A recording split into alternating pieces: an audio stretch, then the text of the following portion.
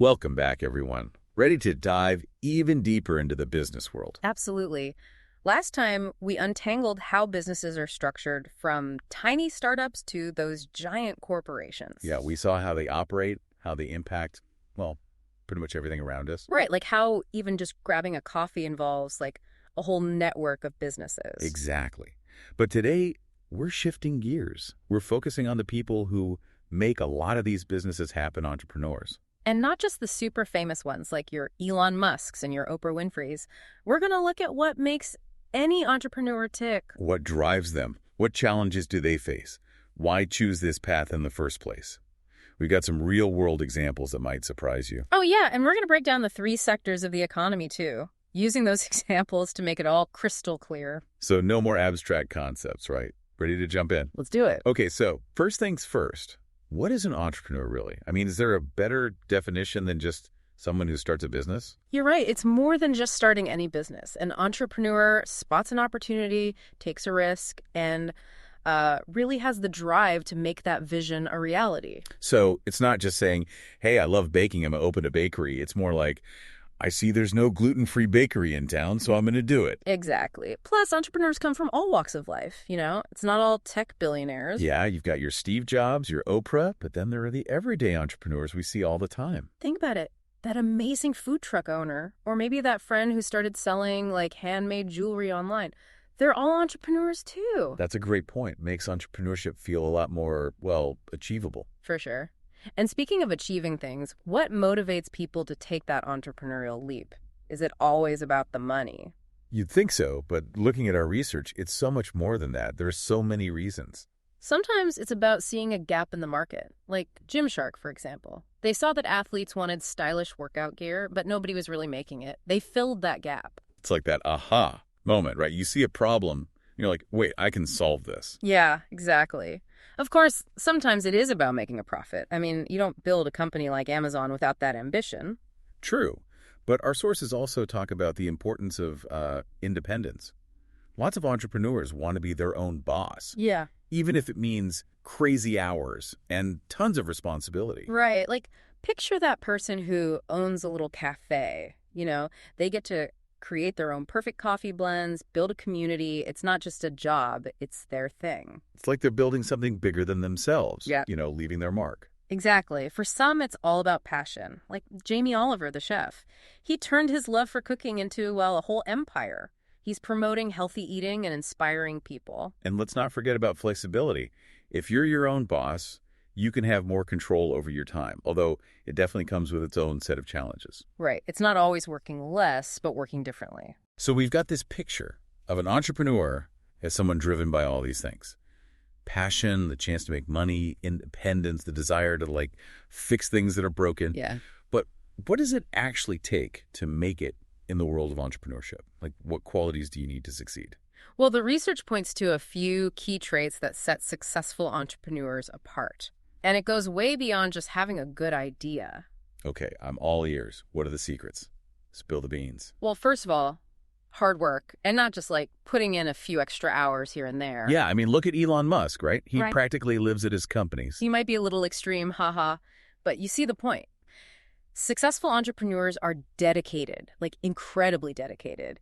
They're often working way more than they would at a regular job and under a ton of pressure. So it's not a walk in the park. Definitely not. Yeah. But it's not just about brute force effort either. You also need serious determination. Entrepreneurs run into setbacks all the time. They hit those roadblocks, but they don't give up easily. Think about Tesla in those early days. Musk put all his own money into it. Everyone doubted him. He even slept at the factory sometimes. Now that's determination. Totally. And then, of course, you need innovation. It's that spark, that creativity that helps entrepreneurs see things differently and come up with totally new solutions. This is a question to ask yourself. What problem does your favorite product solve? Someone had to come up with that, right? That's innovation in action. Exactly. And that innovative thinking, it often goes hand in hand with being organized. Successful entrepreneurs are juggling a million things. Tasks, teams, keeping everything running smoothly. Makes my head spin just thinking about it. Any time management tips from an expert like yourself? One thing that's really helped me is the Pomodoro technique. You set a timer for 25 minutes of focused work, then take a short break. Works wonders for productivity. I'm going to have to try that. So we've got hard work, determination, that innovation, organization, above all. Successful entrepreneurs are also calculated risk takers. They're not afraid to go for it, to make bold moves. But it's not reckless. They weigh the potential rewards against the risks. They're thinking it through. Exactly. And finally, they're resilient. They know failure happens. It's part of the game. But they learn from it and come back stronger. Every successful person out there has probably faced some kind of setback. Oh, absolutely. They've used those tough experiences to grow, to learn how to adapt. Okay, so we're painting this picture of an entrepreneur as someone who's hardworking, determined, innovative, organized, a risk taker, and resilient. That's a lot. It is a powerful combination, that's for sure. And this leads us to something interesting that impacts everyone, not just entrepreneurs. Opportunity cost. Ooh, I know this one can be a bit tricky, so let's break it down. Yeah, sure. So basically, opportunity cost is it's the value of what you give up when you make a decision. The next best thing you could have done. Okay, I think I'm getting there. Example time, to make it really clear. Totally. Imagine you're a student. You have a part-time job making, say, $15 an hour. All right, I'm picturing it. Working hard, trying to balance everything. Now they've got a choice. Work a 3-hour shift or go to a concert with friends. If they choose the concert, they miss out on earning, $45. So the opportunity cost of rocking out is $45. Exactly. They're giving up that money to do something else they value more. And this applies to everyone, not just students. But how does this connect to our entrepreneurs? Entrepreneurs are always making choices with opportunity cost, especially when they're starting out and resources are tight. Limited budget, limited time. They might have to decide between, say, investing in marketing or buying new equipment. So every choice they make has a trade-off, something else they could be doing instead. Right. If they understand this concept, it can help them make smarter decisions. It's not just about what you gain from a choice, but what you might be missing out on. Exactly. And that brings us to another big idea when it comes to understanding business, the different sectors of the economy. Okay, I'm intrigued. Tell me more. How's the business world divided up, and why should we care? Basically, all businesses fit into one of 3 main categories: the primary sector, the secondary sector, and the tertiary sector. It all depends on what the business does. Okay, I'm ready to learn. Let's start with primary. What's that all about? The primary sector is all about getting raw materials from the earth. Farming, fishing, mining, drilling for oil, that kind of thing. So working directly with natural resources, right? Yep. Think of a company like BP. They extract oil and gas. That's primary sector. They're supplying the basic ingredients for a ton of other industries. Okay, I get it. So what happens to all those raw materials once they're extracted? That's where the secondary sector comes in. Exactly. The secondary sector takes those raw materials and makes them into actual products. Manufacturing, processing, construction, all that falls under this category. So BP gets the oil, then the secondary sector would refine it into gasoline or use it to make plastics. Exactly. Or think about a car company like BMW. They take steel, rubber, glass.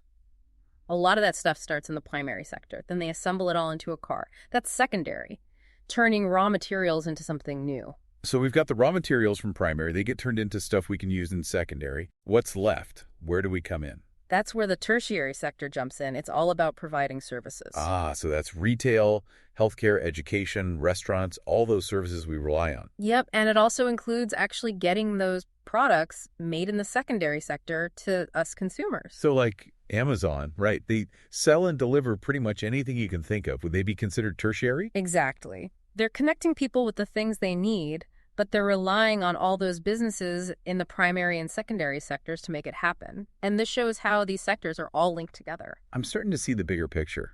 It's like an ecosystem. Each part depends on the others. You got it. It's a chain reaction. Primary provides the raw materials, secondary turns them into products, and tertiary gets those products to us, plus all those other services. That makes so much sense. It makes you realize how much goes on behind the scenes for all the stuff we use every day. It really does. And understanding this can be super valuable, whether you're thinking about starting a business, figuring out your career, or just, making decisions as a consumer. We've covered so much already in this deep dive. We defined what an entrepreneur is, explored these 3 sectors of the economy, but we're just getting started. There's still so much more to discover. I can't wait. Well, before we move on, let's just recap what we've learned so far, make sure everyone's on the same page. That's good. Let's refresh everyone's memory before we jump into the next layer of the business world. Okay, so first we realize that entrepreneurs aren't just those, larger than life figures. They're everyday people with all sorts of motivations. Maybe they're passionate about an idea. Maybe they want to be more independent. Maybe they want to create something totally new. And we saw that successful entrepreneurs share these key traits. They work hard, they're determined, innovative, organized, they're willing to take risks, and they can bounce back from setbacks. Right. And we learned about that idea of opportunity cost, that hidden factor that plays a role in every decision. It's knowing that when you choose one thing, you're missing out on something else, and that can help you make better choices. And we dug into the 3 business sectors, primary, secondary, and tertiary. We saw how they're all connected, how they work together to get us the products and services we use every day. It's pretty fascinating, isn't it? It is. Makes you realize that business isn't just about profits and numbers. It's about people, ideas, and how they impact the world. Well said. Ready to explore the entrepreneurial mindset even further. Absolutely. Lead the way. So we've talked about all those qualities that make an entrepreneur successful, but how do you actually use that stuff in the real world? Well, yeah, let's get practical. Yeah. What are some tangible ways entrepreneurs can apply these qualities to actually overcome challenges, make good decisions? One area where it all comes together is decision making. Remember that concept of opportunity cost we were talking about? That's especially important for entrepreneurs because they often don't have a lot of resources, limited time, limited money. Right. It's about making the best choice, even when there are a ton of options that all seem good. Exactly. And that's where qualities like calculated risk-taking and resilience really come into play. Let's say you're opening a new restaurant, right? You might be tempted to buy this super fancy high-tech oven. It sounds cool, innovative. Ooh, yeah. Who doesn't love shiny new equipment? But what if buying that oven means you can't afford to hire enough experienced staff? Or that you have to, cut back on your marketing budget? That's a tough trade-off. Yeah. Suddenly that fancy oven doesn't look so great if it means sacrificing other parts of the business. Exactly. That's when a good entrepreneur steps back and really analyzes the situation. They weigh the benefits of that investment against the potential downsides. They ask, what am I gaining here? What am I giving up? And is this really the smartest way to use the resources I have? So it's about being strategic, not just going with your gut. Yeah, exactly. And it's also about being able to adapt, to change course when things don't go as planned. You need that resilience because, let's be real, entrepreneurs don't always make the right call. I mean, nobody's perfect, right? Failure happens. All the time. The key is to learn from it. You adjust, you move on. Think about all those early social media companies, the ones that are huge today. They weren't always on top.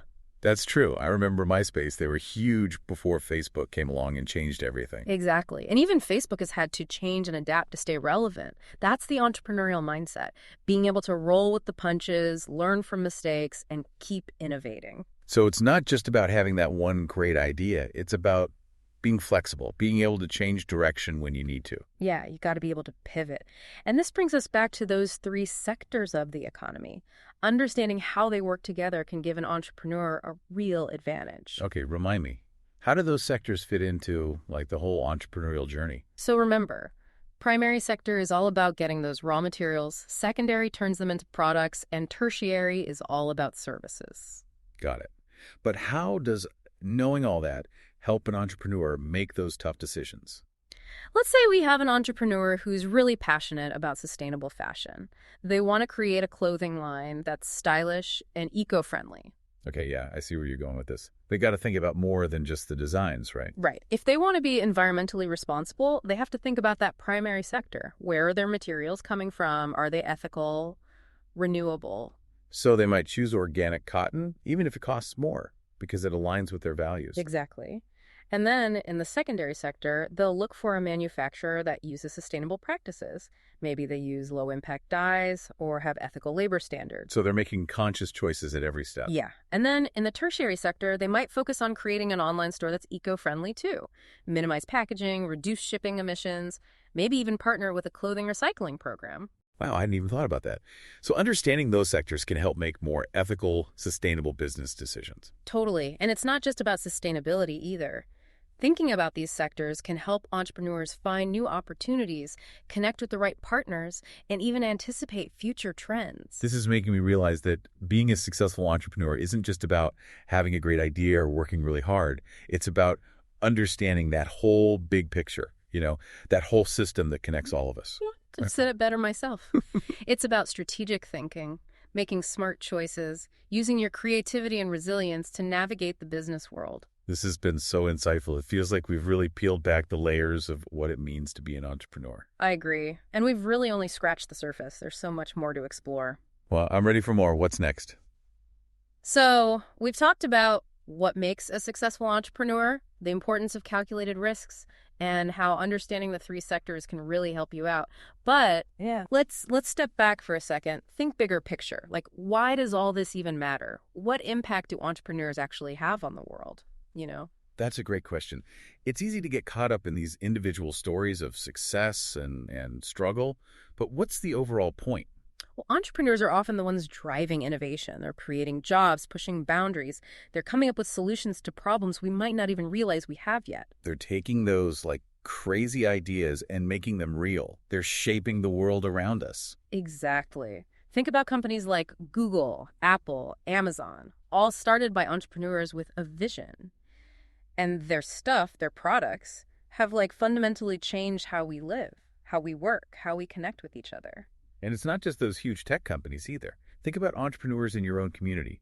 The people opening restaurants, bookstores, those cool little coffee shops. They create those spaces where people come together. Right. They're creating jobs, boosting the local economy. They add something special to their communities. So it's not just about personal success for entrepreneurs. It's about having a positive impact globally, or even just in your own neighborhood. Totally. And that brings us back to you, our listener. We've explored what it takes to be a successful entrepreneur. We've talked about the challenges, the impact they have. We've broken down those business sectors, that idea of opportunity cost. We even threw in some time management tips. But the big question is, what will you do with all this? That's what I'm wondering. This whole deep dive has given you the tools to start thinking like an entrepreneur, to see those opportunities when other people might just see problems, to, take your passions and actually do something with them. Maybe you've already spotted something, a gap in the market, something nobody's doing, or maybe you have an idea that's been brewing in your mind. Whatever it is, don't be afraid to explore it. Take that first step. The world of entrepreneurship is waiting. And hey, even if you don't see yourself starting some big company, the things we've talked about today apply to any part of your life. So true. Whether you're going for a new job, starting a side hustle, or just want to do something good in your community, these insights can help you make a difference. Take action. So go out there, find your passion, take some smart risks, make things happen. And don't forget, this deep dive was brought to you with the support of Google Notebook LM. And it's a PLC strategy production. Until next time.